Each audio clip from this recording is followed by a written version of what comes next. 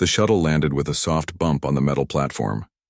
Dr. Junho Park looked out the small window at the huge building in front of them. It was made of shiny white metal and glass that went up into the purple sky of Nexus Prime. Big letters. Across the front said, Galactic Species Preserve, Educational Center. First time seeing the preserve? Asked Commander He-Jin Choi as they walked down the shuttle ramp. She was tall and wore the dark blue uniform of the Human Colonial Defense Force. Yes, Junho said, adjusting his bag full of research tools. I've read about it, but seeing it is different. The air outside smelled strange, like metal and something sweet he couldn't name. Other shuttles were landing nearby, bringing visitors from all over the galaxy. Junho saw tall, thin aliens with 4 arms, short, round ones with purple skin, and many others he didn't recognize. They walked through the main entrance. Inside, the building was even bigger than it looked from outside. The ceiling was so high that Junho had to tilt his head back to see it. Floating signs in many languages pointed to different areas: rare species wing, interactive learning center, feeding time schedule.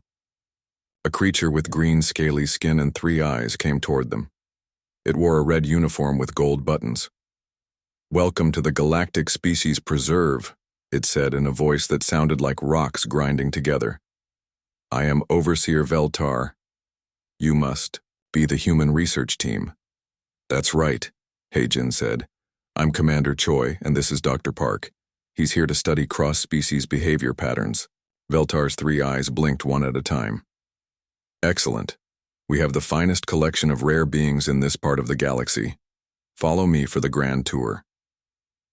They walked down a wide hallway, lined with large glass windows. Behind each window was a different environment.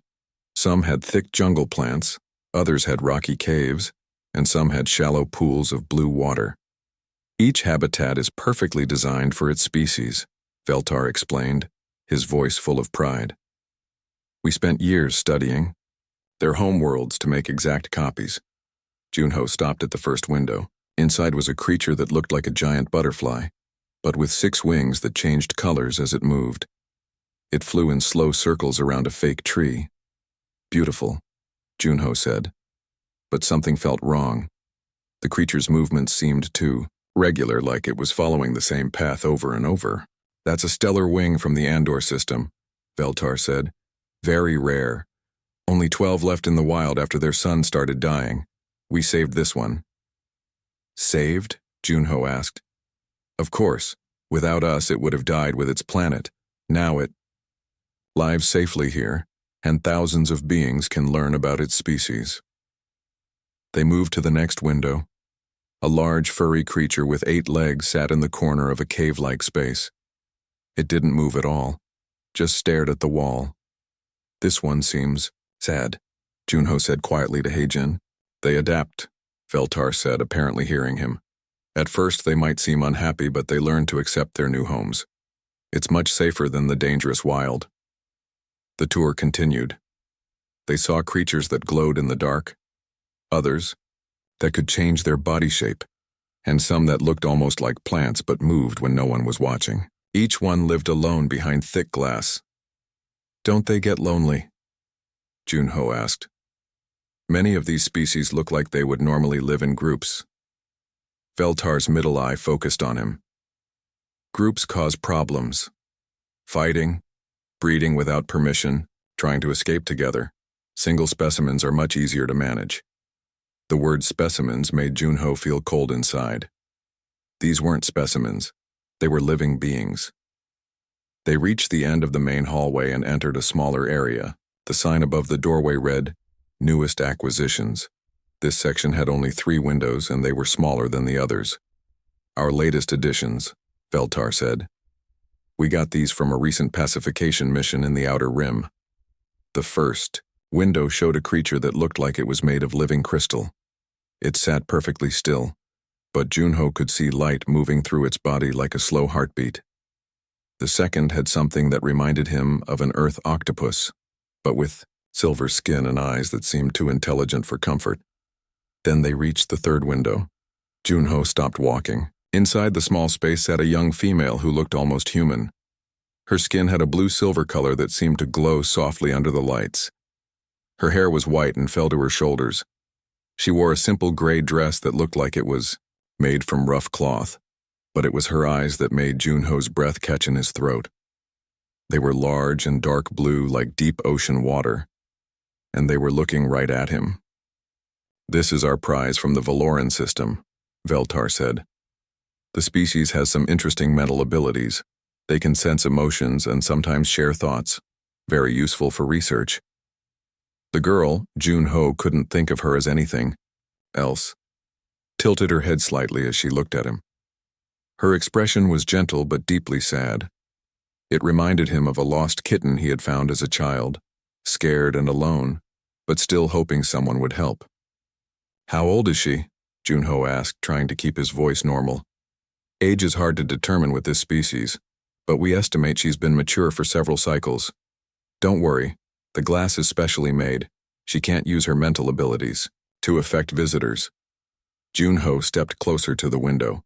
The girl's eyes followed his movement. For just a moment he felt something, not quite a voice, but like someone gently touching his thoughts. It was sad and scared, but also curious. "Fascinating," he said, but he wasn't talking about her abilities. He was thinking about the intelligence. He saw in her face the way she held herself with dignity even in this small space. "We have plans to study how her species processes emotions," Veltar continued. "Their brains are very different from most others. The research could be quite valuable." The girl looked away from Junho and walked to the back corner of her enclosure.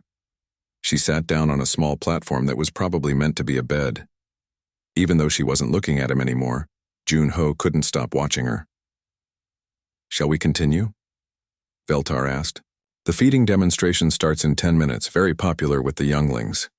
Heijin nodded, but Junho took one more look at the girl. She had turned back toward the window, and their eyes met again. This time, he was sure he felt something, a gentle touch in his mind like someone saying, "Please remember me." As they walked away, Junho felt sick to his stomach. Something was very wrong here, but he couldn't quite put his finger on what it was. The other visitors seemed happy and excited. Children pressed their faces against the glass while adults read information signs out loud. But all he could think about were those dark blue eyes and the terrible feeling that he had just walked away from someone who desperately needed help. Junho couldn't sleep that night. Every time he closed his eyes, he saw the girl's face behind the glass. Her sad blue eyes kept appearing in his mind, along with that strange feeling he had gotten when she looked at him. He sat up in his small hotel room and looked out the window. The preserve building glowed in the distance under Nexus Prime's 3 moons. Somewhere in there, that girl was probably sitting alone in her tiny room staring at the walls. "This is crazy," he said to himself, but he knew he had to go back. The next morning, Junho told Heijin he wanted to do some independent research at the preserve. She was busy meeting with other military officers, so she just nodded and wished him good luck. The preserve was quieter in the early morning. Only a few visitors walked through the halls, mostly researchers like himself with notebooks and recording devices. Junho went straight to the newest acquisition section. The girl was awake, sitting on her platform bed. When she saw him approach, she stood up and walked to the glass. This time, Junho was ready for the strange feeling in his mind. It was like hearing whispers from far away. Not words exactly, but emotions and images. He felt her loneliness, her fear, and something else. Hope. Junho had studied basic telepathy during his training. Some alien species could share thoughts, and humans had learned to protect themselves from mental attacks. But this felt different. Gentle, like someone offering their hand instead of trying to grab you. He looked around to make sure no one was watching, then placed his palm against the glass. The girl did the same on her side. The moment their hands lined up, even with the thick barrier between them, the whispers became clearer. "Who are you?" The thought came into his mind in perfect human language, but with a strange accent he couldn't place. Junho almost jumped back in surprise, but the girl's eyes were wide with hope, so he stayed. "My name is Junho," he thought back, remembering his telepathy lessons. "I'm a scientist. Are you?" Are you talking to me? Yes. The relief in that single word was so strong it made his eyes water. I haven't spoken to anyone in so long, they think I'm just an animal. What's your name? Kira. My name is Kira. She pressed her other hand against the glass too. You're the first person to try to talk with me since they brought me here. How long have you been here? Images flashed through his mind, days blending into weeks, weeks into months. 3 years, 2 months, 16 days. The exact count made Junho's heartache. Where are you from? More images came, these ones beautiful and sad. A world with silver trees and purple grass. Cities built into cliffs that sparkled like gems. People with blue-silver skin like Kira's, but wearing colorful clothes and jewelry. Libraries full of crystal tablets that glowed when touched. Velaran, she said. It was called Velaran. Was? The images turned dark. Ships in the sky, weapons firing, buildings falling. People running and screaming. The crystal libraries burning with bright white flames. The Confederation came, Kira continued. They said we were dangerous because we could touch minds. They said, we might start a rebellion. But we never fought anyone. We only wanted to study and create beautiful things. Junho felt sick. What happened to your people? The adults were taken to work camps, the old ones. The thought trailed off into darkness. The children like me were brought to places like this. They said we were too young to be dangerous but perfect for studying. How many of you are left? I don't know. Sometimes I can feel others far away, but their thoughts are weak, scared. Some have stopped thinking clearly. The connection suddenly felt weaker. Kira stepped back from the glass, looking tired. Are you okay? Junho asked. The glass makes it hard, and they give me medicine that makes my mind fuzzy. To keep me calm, they say. Footsteps echoed in the hallway. Junho quickly pulled his hands away from the glass and pretended to read the information sign next to her enclosure. A security guard walked past without looking at him. When the guard was gone, Junho moved closer again. But this time he didn't touch the glass. Instead, he took out his notebook and pretended to write while thinking at Kira. I need to tell someone about this. About you. Will they believe you? Her mental voice was full of doubt. Everyone who works here knows we can think. They just don't care. To them, we're valuable property. There must be someone who cares. Maybe. Kira sat down on her bed looking exhausted. But be careful. If they know you can hear me, they might take you away too. Or they might move me somewhere worse. Somewhere worse? Hear the guards talking sometimes. There are research facilities where they hurt us to see how our minds work. Junho felt angry and helpless at the same time. I won't let that happen. You're just one person. The Confederation is huge. Maybe. But I have to try. Kira smiled for the first time since he'd seen her. It was small and sad, but real. You remind me of my brother. He always said one person could make a difference if they cared enough. What happened to him? The smile disappeared. He tried to protect our library when the Confederation soldiers came. They shot him. I'm sorry. He would have liked you. You have kind eyes. More footsteps came down the hall. This time it was Overseer Veltar with a group of visitors.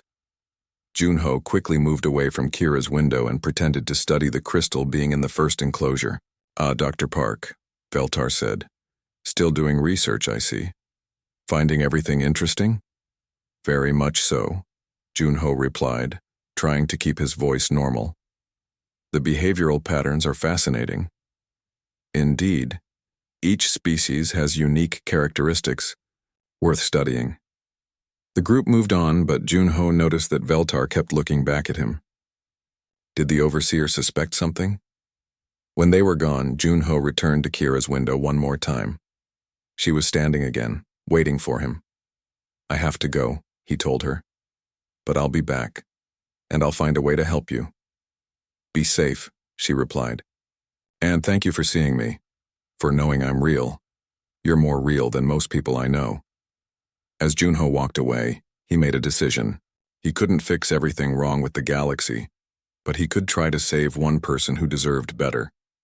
Kira wasn't a specimen or property. She was someone's sister, someone's daughter, someone with dreams and memories and pain.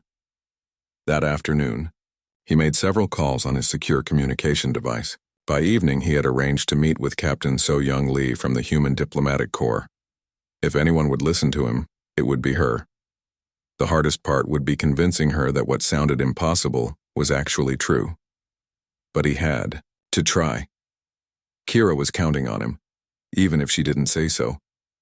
For the first time since arriving on Nexus Prime, Junho felt like he had a purpose beyond just studying alien behaviors. He was going to help someone who needed it, no matter what it cost him. Captain So-Young Lee sat across from Junho in a small cafe far from the preserve. She was a woman in her 40s with short black hair and sharp eyes that seemed to see everything. Her diplomatic uniform was plain blue with silver buttons. "Let me understand this correctly," she said quietly, stirring her coffee. "You're telling me that the girl in the preserve can think and talk like us?" "Yes. She's not just intelligent. She's educated. She was a scholar on her home planet before the Confederation destroyed it." So-Young looked around the cafe to make sure no one was listening. "Junho, do you know what you're saying? If this is true, it means the Confederation is keeping sentient beings as prisoners." "I know exactly what I'm saying. And it's not just Kira. She says there are others." "Kira?" "That's her name. She told me about her world, her family, her brother who died trying to protect their library." Junho leaned forward. "So young, I felt her thoughts. She's as real as you or me."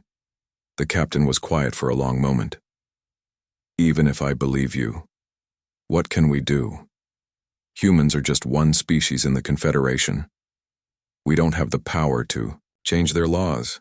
Maybe we can't change the laws, but we can expose the truth. If other species knew what was really happening, they might not care. Or they might already know and agree with it." Junho felt frustrated. "So we just do nothing? Let them keep Kira locked up like an animal?" Before So-Young could answer, someone sat down at their table. It was a young woman with tools hanging from her belt and oil stains on her hands. She wore the gray uniform of a maintenance worker. "Sorry to interrupt," she said in a whisper, "but I heard you talking about the preserve, about the girl." So-Young's hand moved toward her weapon. "Who are you?" "My name is Bo Rahan. I work on the preserve's computer systems." She looked nervous but determined. "And I know you're right about her, about all of them." Junho stared at her. "What do you mean?" "I've been watching the security cameras for 2 years. I see how they act when no one is around. They draw pictures in the dirt. They try to communicate with each other through the walls.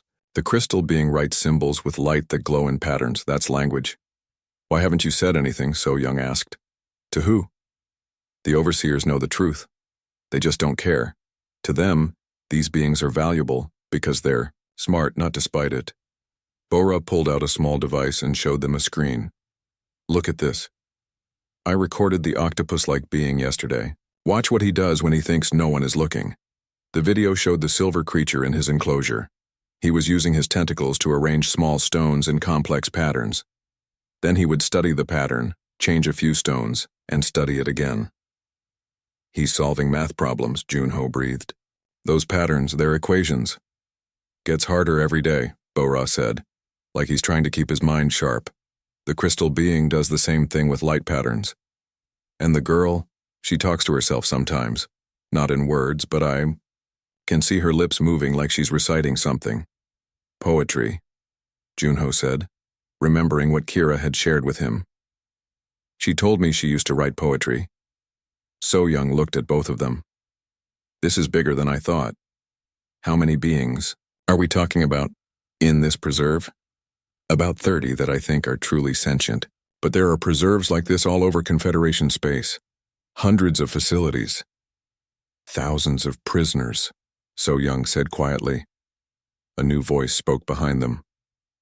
"Actually, the number is closer to 50,000.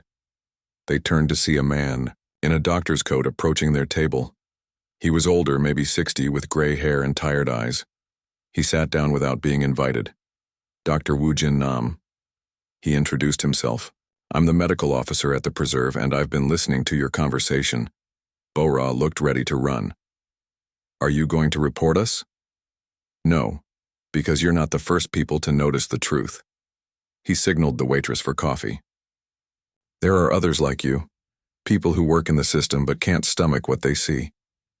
How many others? Junho asked. More than you'd think. Engineers, guards, researchers, diplomats. We call ourselves the Liberation Protocol. So Young raised an eyebrow. That sounds like a rebellion. It's not a rebellion, it's a rescue operation. Wu Jin's coffee arrived and he took a sip. We've been working for 5 years to document the truth and help where we can. Help how? Small things mostly. Better food, medicine for the sick. Ways to let them communicate with each other. But we've also managed 3 full rescues. You've freed some of them? Junho felt hope rising in his chest. A family of telepaths from the Rigel system. Twin crystal beings who were dying from loneliness. And a scholar from a water world who was going insane in a dry environment. Where did they go? Safe places. Worlds that aren't part of the Confederation. It's not easy, but it can be done. Bora leaned forward. Could we free the girl? Kira? Wu Jin looked at Junho with interest. You know her name? She's never spoken to any of the staff. She's telepathic. We can communicate. That changes things. If she can reach out to other telepaths, coordinate with them. The doctor looked excited. Dr. Park, would you be willing to meet with our leader? Who is your leader? Dr. Yansu Jung. She used to work for the Confederation Science Council until she discovered what they were really doing with specimen collection. She's been underground for 3 years, building our network. So Young looked worried.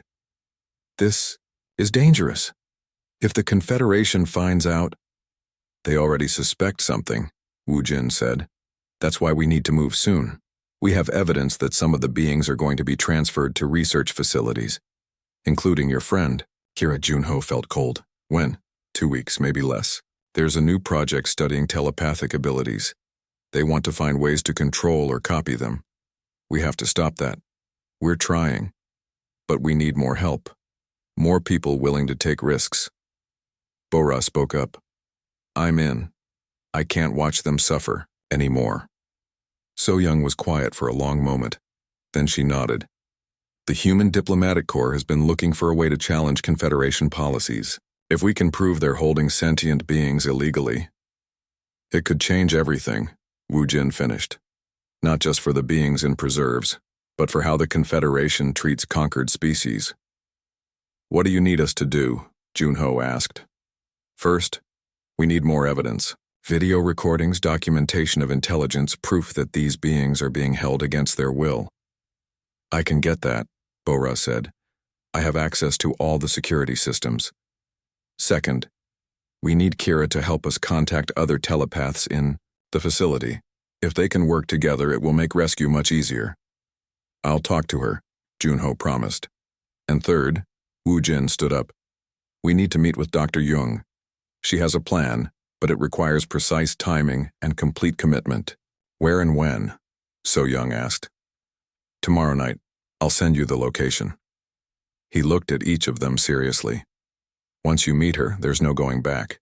The Confederation doesn't forgive people who interfere with their property. After he left, the 3 of them sat in silence for a moment. Are we really doing this? Bora asked. I am, Junho said. Kira deserves to be free, they all do. It won't be easy, So Young warned. We could lose everything. Some things are worth losing everything for, Junho replied, thinking of Kira's sad eyes and her brother who died protecting books. That night he went back to the preserve one more time. When he connected with Kira, he shared everything he had learned. There are others who want to help? She asked, hope making her mental voice stronger. Yes. And we're going to get you out of here. All of us? All of you. For the first time since he'd known her, Kira's thoughts felt truly happy. My brother always said that kindness spreads like light. One person shares it, then another, until the darkness can't hide anymore. We're going to prove he was right. The meeting place was an old warehouse on the edge of the city. Junho, So-young, and Bo-ra walked through the dark streets, checking over their shoulders every few minutes. The building looked empty from the outside, but a small light glowed in one of the upper windows. Inside, they found more people than expected. About 20 beings sat around a long table made from old shipping containers. Most were human, but Junho saw several other species too. A tall, blue-skinned woman, 2 short creatures with fur covering their faces, and others he didn't recognize. At the head of the table sat a woman with silver-streaked hair and intelligent eyes. She wore simple clothes, but carried herself like someone used to being in charge. "Dr. Jung, I assume," So-young said. The woman nodded. "Dr. Yon So-young, and you must be the diplomatic team Dr. Nam told me about. Please, sit." They found empty chairs near the middle of the table. Dr. Jung stood up and addressed the whole group. "Tonight we finalize our plan for the preserve operation. We have new allies and new information, but also new dangers." She activated a holographic projector in the center of the table. A 3-dimensional image of the preserve appeared, showing every room and hallway. First, the good news. We now have confirmed telepathic contact with the primary target. She looked at Junho. "Dr. Park, please tell us what you've learned." Junho stood up, feeling nervous with so many eyes on him. "Her name is Kira. She's from the Valoran system. She can communicate with other telepathic beings in the facility, including the crystal being and at least 3 others we haven't identified yet." "Excellent. Mireille, show them your work." A young woman with short hair and glasses activated another device. The hologram changed to show the preserve's computer network. "I'm technical specialist Mireille SEO," she said. "I've been working on the facility's database system. The good news is that I can access their classification records. The bad news is that they're about to upgrade their security." "How long do we have?" Dr. Jung asked. 3 days, maybe 4. After that, it will be much harder to hack their systems. "What about the physical security?" A tall man with scars on his face spoke up. "Pilot Dong-hyun, oh," he introduced himself. "I've been watching their patrol patterns for weeks. They change guards every 6 hours, and there's a 15-minute gap during shift change when the back entrance is unwatched. Transportation? I have a modified cargo ship that can carry 30 passengers. It's registered as a medical transport, so it won't attract attention." Another man raised his hand. "Security expert Kyung-ho Lim. I've mapped all the camera blind spots and alarm systems. We can get in and out without triggering any alerts, but only if everything goes perfectly." Dr. Jung nodded. "And our legal support?" A woman in a formal suit stood up. "Diplomat Insube. I've been building a case within the Confederation legal system. If we can broadcast evidence of sentient beings being held illegally, I can file immediate injunctions to stop their transfer." "Now for the bad news," Dr. Jung said, her voice becoming serious. "We've learned that the transfer is happening sooner than expected. Tomorrow night." Everyone started talking at once. Junho felt his heart sink. "Tomorrow? That's impossible. We're not ready." "We have to be ready," Dr. Jung said firmly. "Our source in the administration office confirmed it. 5 beings are being moved to the research facility, including Kira." "Who's the source?" So-young asked. Dr. Jung hesitated. "Someone who's been helping us from the inside, but their identity must remain secret for now." Bo-ra spoke up. "I can disable the security systems from my maintenance access, but I'll need at least 2 hours to do it without being detected." "You'll have it," Kyung-ho said. "I've been studying the night shift. Between midnight and 2 a.m., most of the guards are in the main building. The specimen areas are only monitored by cameras." Mireille pulled up another hologram. "Here's what I propose. At 11 p.m. I start my hack. I'll create a false emergency in the main building to draw attention away from the specimen areas. Bo-ra disables the security systems during the confusion." "What kind of emergency?" Dong-hyun asked.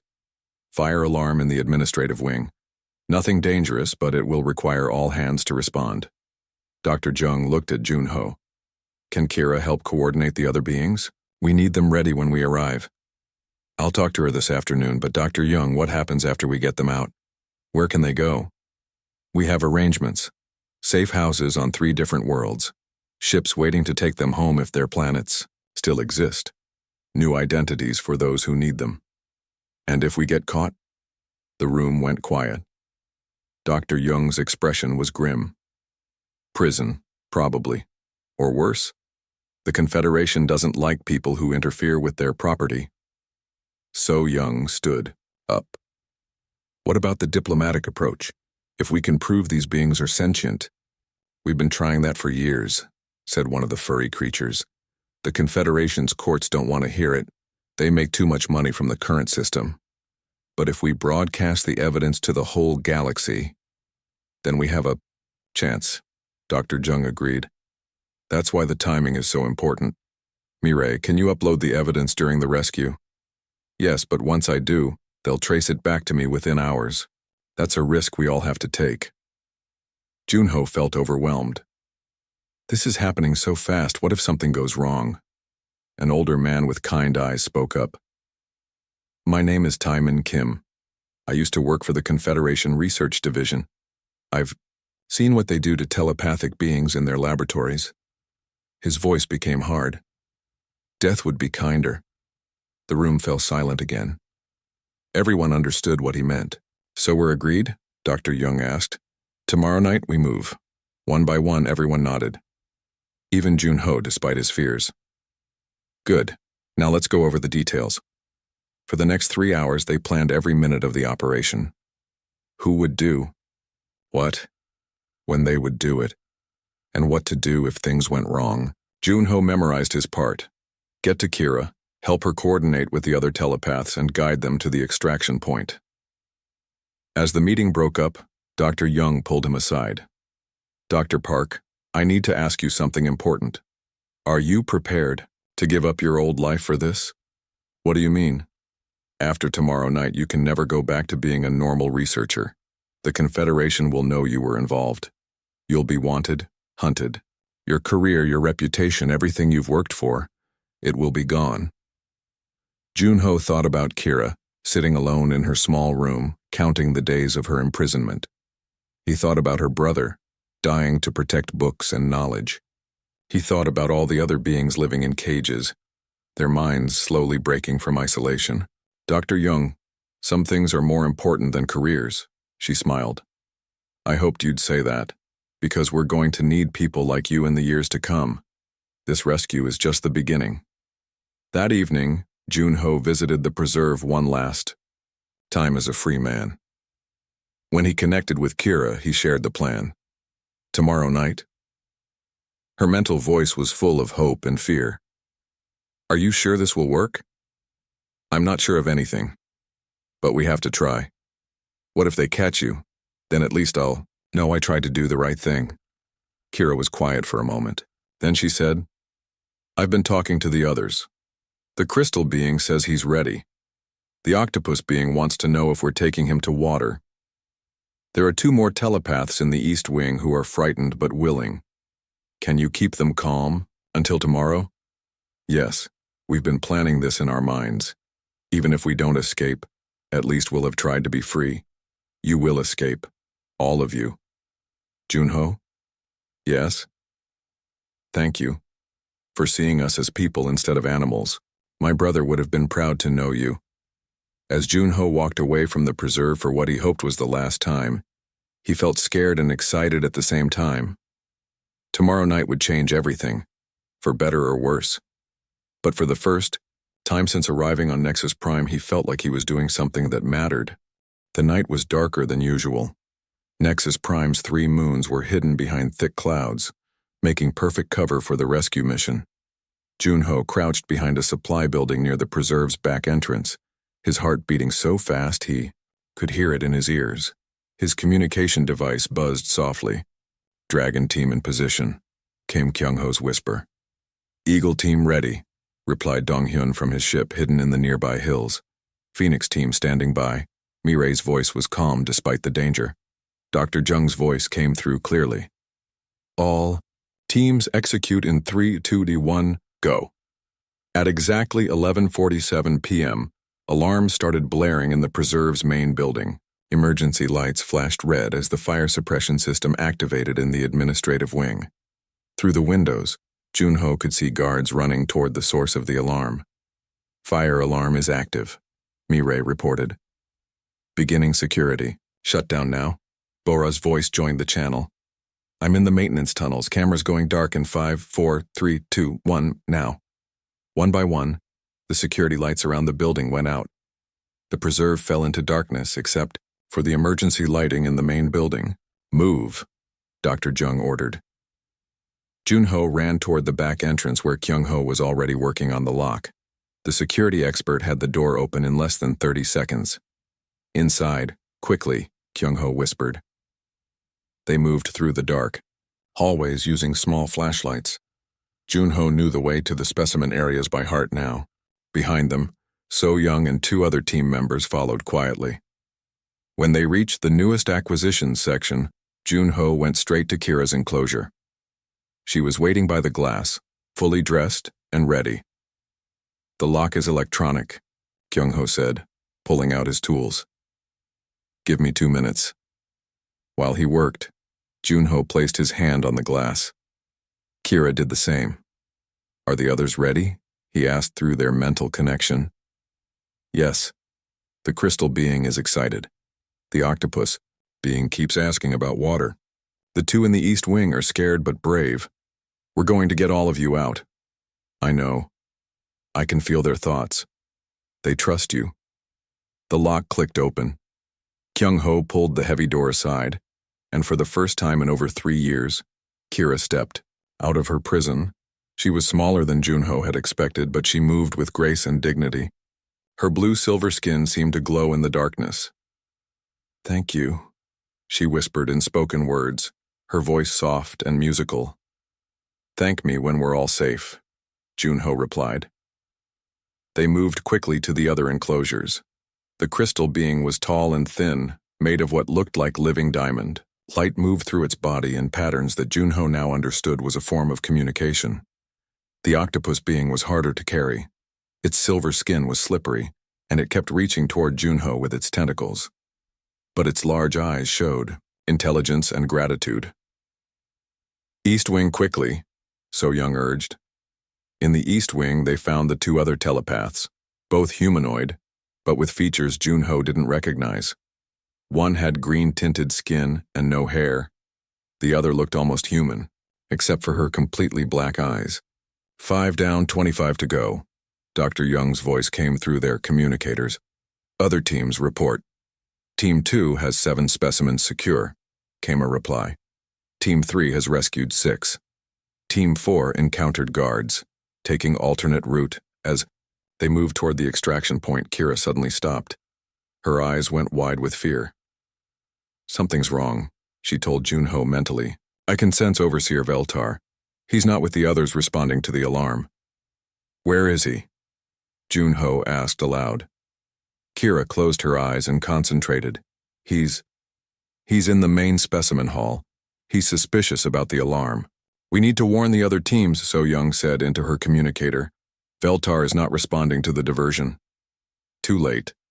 Shouts echoed from the main hall, followed by the sound of weapons firing. Team 2 is pinned down, came a panicked voice. Veltar has guards with him. Team 4, abort and extract, Dr. Jung ordered. Team 3, what's your status? We're trapped in the south corridor. Junho felt sick. The rescue was falling apart, but then Kira stepped forward. I can help, she said. How? All the telepathic beings are connected now. We can work together. She closed her eyes and reached out with her mind. The crystal being began to glow brighter, its light patterns becoming more complex.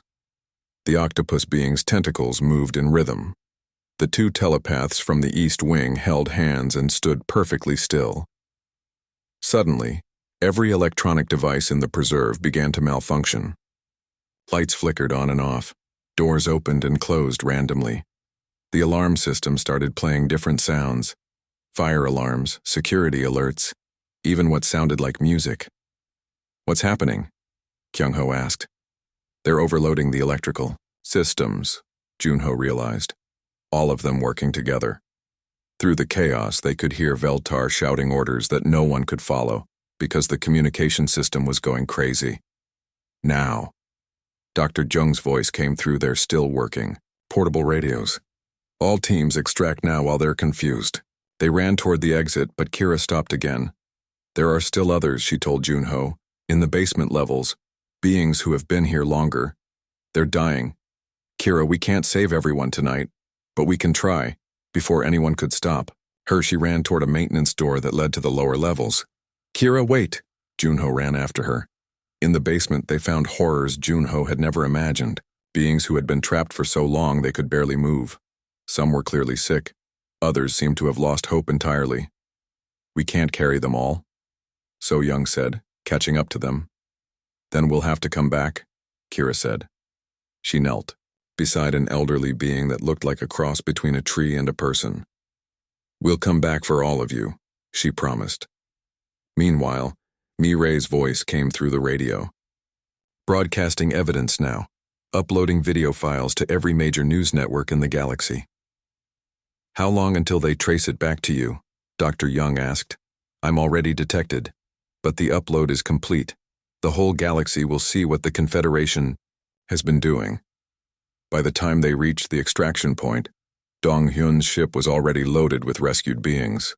The crystal being's light had returned to normal patterns, and the octopus being was safely in a tank of water that Bora had prepared. 32 rescued, Dr. Young reported as they boarded. Not everyone, but more than we hoped. As the ship lifted off, Junho looked down at the preserve. Security vehicles were arriving, but it was too late. The truth was already spreading across the galaxy. What happens now? He asked Dr. Young. Now the real work begins. Finding homes for those we saved. Building legal cases, preparing for the next rescue. Kira sat beside Junho as they flew through the night. Her eyes were no longer the sad, hopeless eyes of a caged animal. They were bright with purpose and determination. My brother used to say that freedom shared is freedom multiplied, she said softly. Tonight, we multiplied freedom 32 times. And we're just getting started, Junho replied. 6 months later, Junho stood in a classroom on New Terra Colony. In front of him sat 20 human children and 15 young beings from various rescued species, including 3 young Velorans. Today we're going to learn about different ways of thinking, he said. Our teacher is someone very special. Kira entered the room wearing the blue robes of a scholar. Her silver blue skin glowed with health and happiness. The children smiled when they saw her. Hello, everyone, she said, her mental voice reaching both the telepathic and non-telepathic students. Who would like to learn how to share thoughts with friends? Every hand in the room went up. Through the window, Junho could see the news displays in the colony square. The headlines still talked about the Nexus Prime revelations that had shaken the Confederation. New laws were being passed. Preserves were being inspected. Some species were even leaving the Confederation entirely. But the best part was simpler than all that. In this classroom, children from a dozen different worlds were learning to see each other as friends instead of strangers. Kira caught his eye and smiled. Her thoughts touched his mind gently. My brother would have loved this. Children learning that differences make us stronger, not weaker. He would have been proud of you, Junho replied. He would have been proud of all of us. As the lesson began, Junho realized that the girl with the lost kitten eyes was gone forever. In her place stood a confident teacher, a bridge between species, and proof that sometimes one person really could make a difference, especially when they convinced others to help. The galaxy was changing one mind at a time.